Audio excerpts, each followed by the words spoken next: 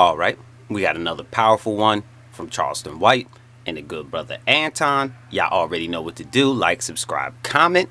We're going to get right into it. But I'm narrow because I'm ashamed to ride the bus during these hours. That's real though. You see what I'm saying? So I was forced to evolve and grow, homie. But that's real because that's a lot. That's what a lot of people really be going through and what they really be thinking because they be seeing it the same way. But Say you just one of the very shame, people that admit shame run off good daddies, homie. They struggling financially. it. Yeah. The woman might gotta be a little bit better. Shame is what keep you away. The kid, dad, I want it, and you say no, or you might homie. Shame ruin a whole lot of relationship with the kids. Yeah. It's not that they bad fathers; they don't know how to get past the shame.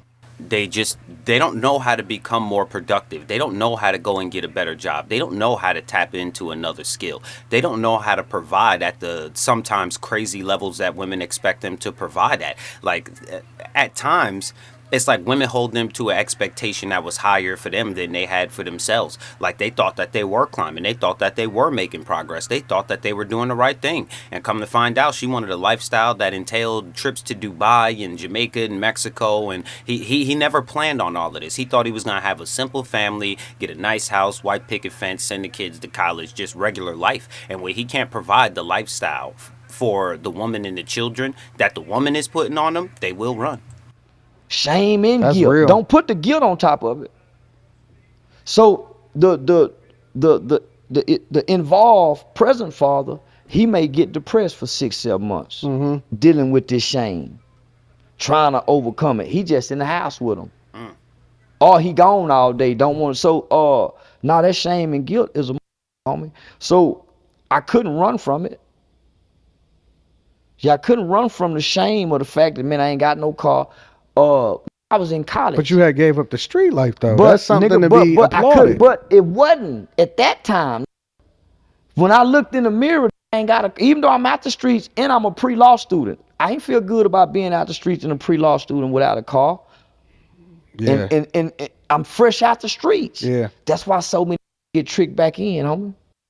Took the words right out of my mouth. That's why a lot of people tend to go back, because they know that they can have themselves a car within a 2-month period very easily, and a very decent car if they decide to go back to the lifestyle that they're trying to avoid. And that pulls people back in time and time again. I've seen it a bazillion times, to where somebody gets out, they don't exactly know which direction to go. They don't know how to be a law-abiding citizen. They don't know that they don't know how to work off of a check that they get once a month when they're used to receiving money every single day. It is a very hard transition, and a lot of people don't make it, and they resort right back to where they know they can make the money from.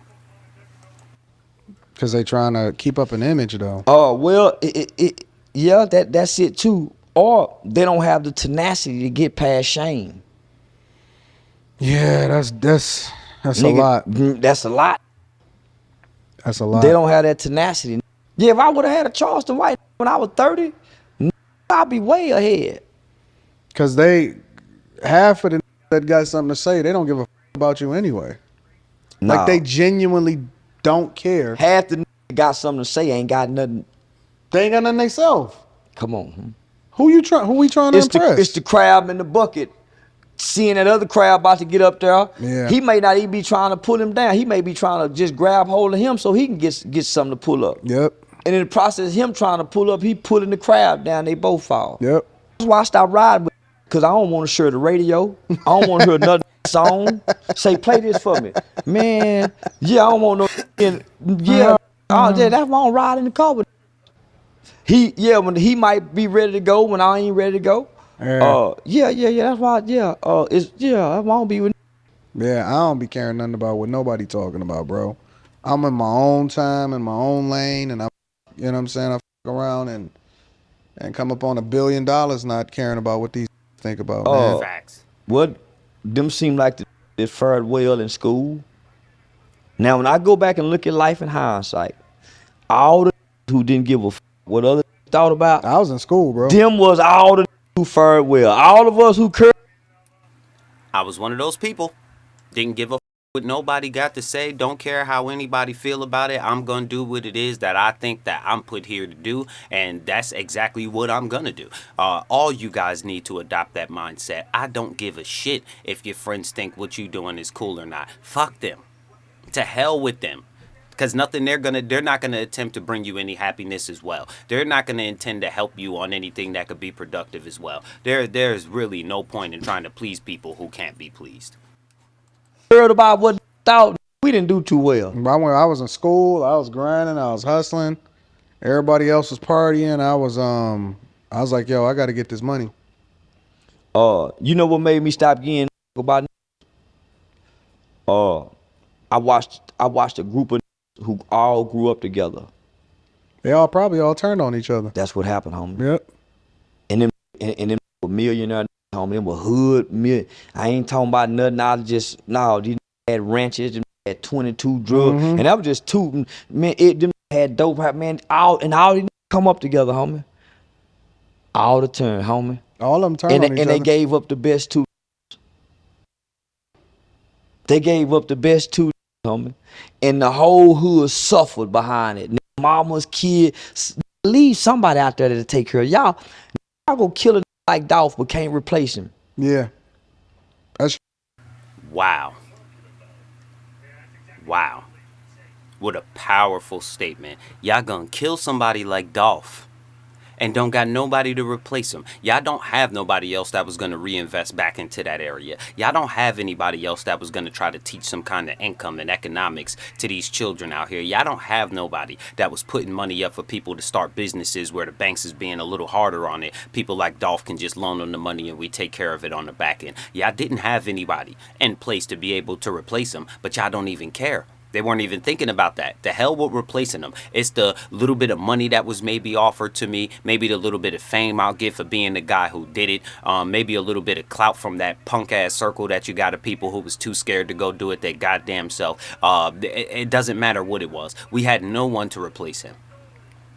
And I'm not saying that these people didn't put themselves in horrible situations by being in horrible places at horrible times. That's a fact that you just got to know. There's some places that you can't go once you reach a certain level of status. But still, I don't think people like Elvis could have never went back to where they came from. I don't think people like Lil Nas X is gonna have an issue going back to where he came from. It's kind of like the lifestyle that we live.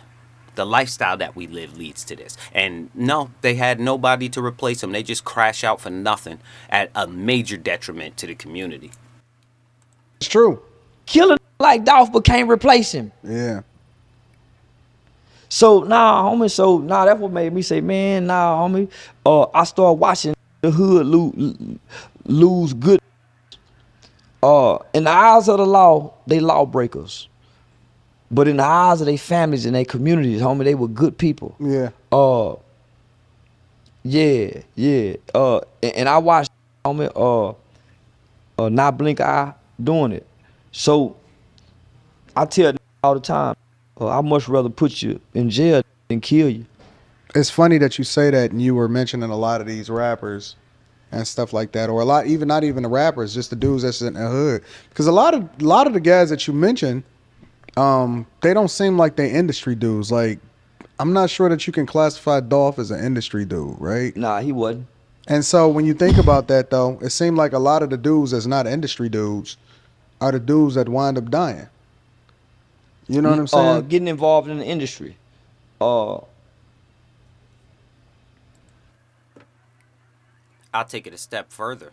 It's not knowing how to transition out of the industry, out of the field that you're in. It's not knowing how to leave the streets alone. It's not knowing how to leave them behind. Not knowing that when you go and move to a new area, make that new area your home. Make friends in that new area. Make acquaintances in that new area. Find things to do in that new area. There's no reason that after millions of dollars you need to be going back to poverty. Like I don't care that your aunt lived there. I don't care if mama still lived there. Fly mama out. Buy mama a house down the street from where you getting it at. Sacrifice one of them goddamn necklaces to put down on a piece of property and put the people you care about the most on the same piece of property. Do like Lil Boosie did. Go ahead and get you 80 acres.